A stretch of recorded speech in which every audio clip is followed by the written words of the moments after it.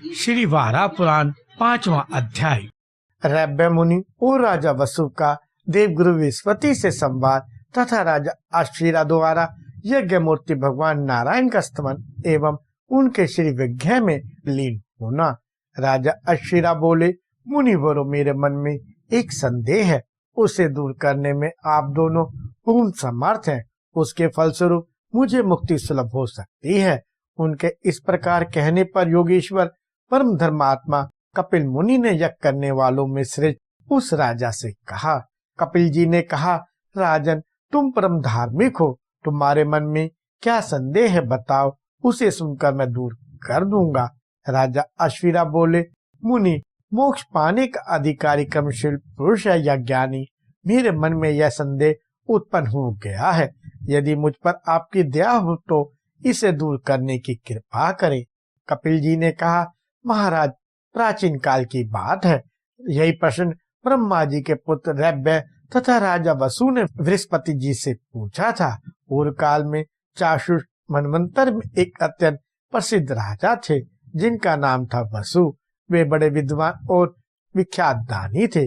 ब्रह्मा जी के वंश में उनका जन्म हुआ था। राजन, वे महाराज वसु ब्रह्मा जी का दर्शन करने के विचार से ब्रह्मलोक को चल पड़े। मार्ग में ही चित्ररथ नामक विद्याधर से उनकी भेंट हो गई। राजा ने प्रेम पूर्वक चित्ररथ से पूछा, प्रभु, ब्रह्मा जी का दर्शन किस समय हो सकता है? चित्ररथ ने कहा, ब्रह्मा जी के भवन में इस समय देवताओं की सभा हो रही है।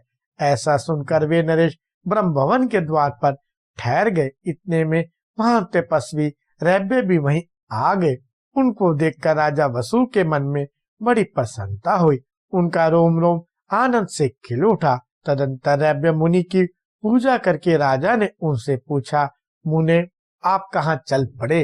रैब्य मुनि बोले, महाराज, मैं देवगुरु बृहस्पति के पास से आ रहा हूँ।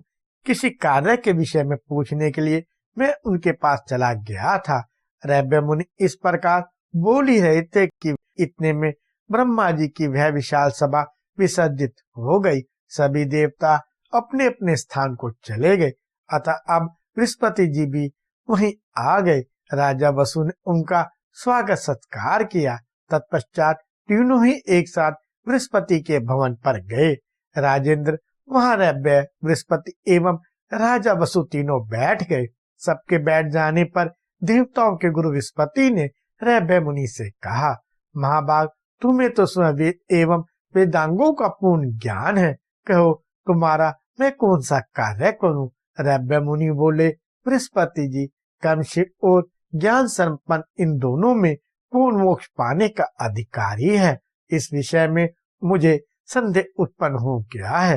प्रभु, आप इसका निराकरण करने की कृपा करें।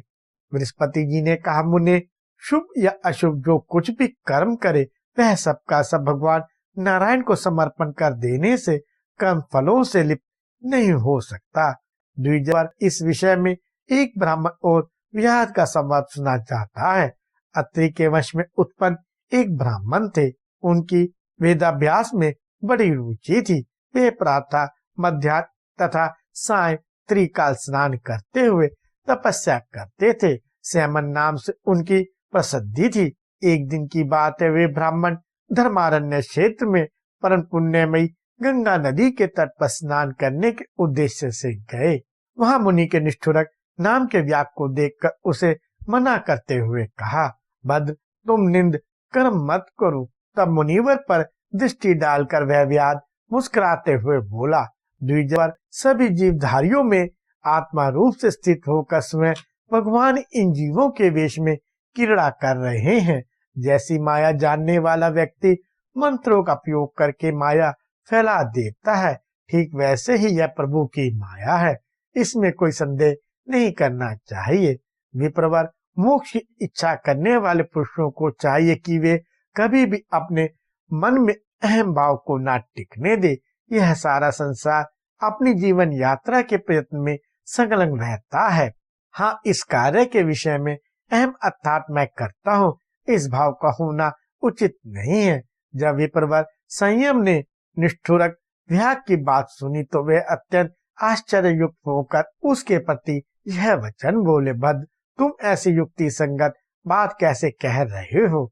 ब्राह्मण की बात सुनकर धर्म के मर्मज्ञ उस व्याग ने पुनः अपनी बात प्रारंभ की। उसने सर्वप्रथम लोहे का एक जाल बनाया, उसे फैलाकर उसके नीचे सूखी लकड़ियां ढेर कर दी। तदंतर ब्राह्मण के हाथ में अग्नि देकर उसने कहा, आर्य, इस लकड़ी के ढेर में आग लगा दीजिए। तत्पश्चात ब्राह्मण ने मुख से फूंक कर अग्नि प्रज्वलित कर दी और शांत होकर बैठ गए। जब आग धधक गई तो वह लोहे का जाल भी गर्म हो उठा। साथ ही उसमें जो गाय की आंखों के समान छिद्र थे, उनमें से निकलती हुई ज्वाला इस प्रकार शोभा पाने लगी मानो हंस के बच्चे श्रेणीबद्ध होकर निकल रहे हो। उस जलती हुई अग्नि में हजारों ज्वाला अलग अलग फूट पड़ी। आग के एक जगह रहने पर भी उस लोहे में जाल के छिद्रों से ऐसा दृश्य प्रतीत होने लगा। तब व्याघ्र ने उस ब्राह्मण से कहा, मुनिवर, आप इसमें से कोई भी एक ज्वाला उठा ले, जिससे मैं शेष ज्वालाओं को बुझाकर शांत कर दूं। इस प्रकार कहकर उस व्याघ्र ने जलती हुई आग पर जल से भरा एक घड़ा तुरंत फेंका। फिर तो वह आग एकाएक शांत हो गई। सारा दृश्य पूर्ववत हो गया।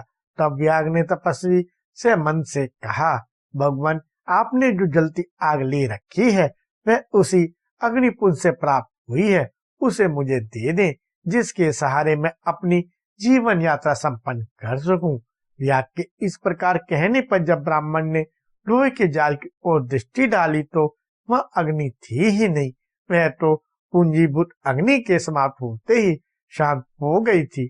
वह कठोर व्रत का पालन करने वाले सेमन की आंखें मूंद गई और वे मौन होकर बैठ गए। ऐसी स्थिति में व्याघ्र ने उनसे कहा, विप्रवर, अभी थोड़ी देर पहले आग धधक रही थी, ज्वालाओं का और शोर नहीं था, किंतु मूल के शांत होते ही सब ज्वालाएं शांत हो गई। ठीक यही बात इस संसार की भी है। परमात्मा की प्रकृति का संयोग प्राप्त करके समझभूत प्राणियों के आशय रूप में विराजमान होते हैं। यह जगत तो प्रकृति में विक्षोभ विकार उत्पन्न होने से प्रादुर्भूत हुआ है। अतः संसार की यह स्थिति है। यदि जीवात्मा शरीर धारण करने पर अपने स्वाभाविक धर्म का अनुष्ठान करता हुआ हृदय में सदा परमात्मा से संयुक्त रहता है, तो वह किसी प्रकार का कर्म करता हुआ भी विषाद को प्राप्त नहीं होता। बृहस्पति जी ने कहा, राजेंद्र, निष्ठुरक व्याघ्र और संयमन ब्राह्मण की उपयुक्त बातें समाप्त होते ही उस व्याघ्र के ऊपर आकाश से पुष्पों की वर्षा होने लगी। साथ ही दूसरे सेमन ने देखा कि कामचारी अनेक दिव्य विमान वहां पहुंच गए हैं।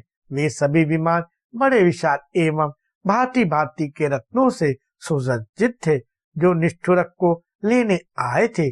तत्पश्चात विप्रवर सेमन ने उन सभी विमानों में निष्ठुरक व्याघ्र को मनो अनुकूल उत्तम रूप धारण करके बैठे हुए देखा। क्योंकि निष्ठुरक व्याघ्र अद्वैत ब्रह्म का उपासक था, उसे योग की सिद्धि सुलभ थी, अतएव उसने अपने अनेक शरीर बना लिए। यह दृश्य देखकर सेमन के मन में बड़ी प्रसन्नता हुई और वे अपने स्थान को चले गए। अतः द्विजर रैब्य एवं राजा वसु अपने वर्ण आश्रम धर्म के अनुसार कर्म करने वाला कोई भी व्यक्ति निश्चय ही ज्ञान प्राप्त करके मुक्ति का अधिकारी हो सकता है।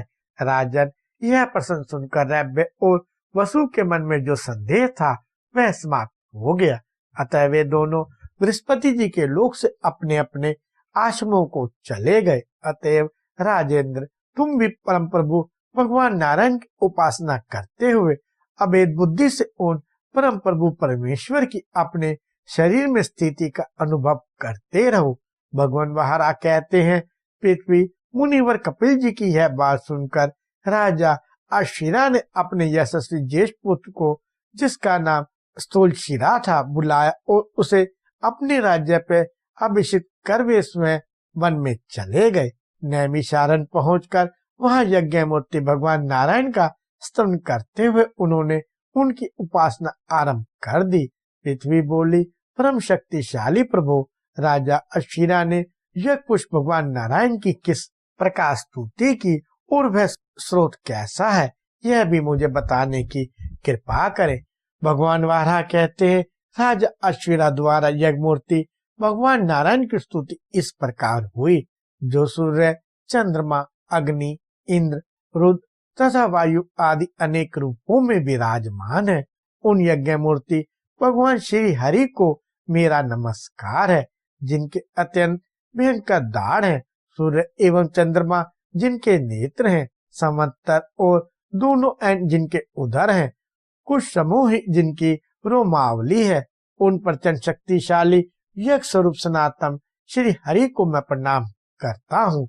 स्वर्ग और पृथ्वी के बीच का संपूर्ण आकाश तथा सभी दिशाएं जिनके परिपूर्ण है, उन परम आराध्य सर्वशक्ति संपन्न एवं संपूर्ण जगत की उत्पत्ति के कारण सनातन श्री हरि को मैं प्रणाम करता हूँ, जिन पे कभी देवताओं और दानवों का प्रभुत्व स्थापित नहीं होता, जो प्रत्येक युग में विजयी होने के लिए प्रकट होते हैं, जिनका कभी जन्म नहीं होता, जो स्वयं जगत की रचना करते हैं।